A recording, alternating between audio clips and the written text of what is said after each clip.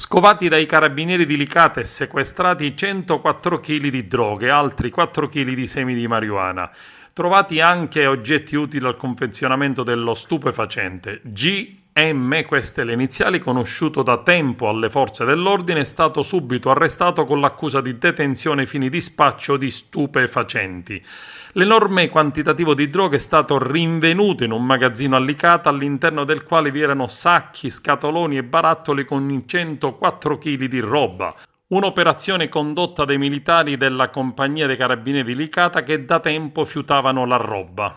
L'attenzione dei carabinieri è stata attirata infatti dal sospetto di un licatese già noto alle forze dell'ordine. I militari hanno deciso di effettuare una perquisizione a casa trovando la droga.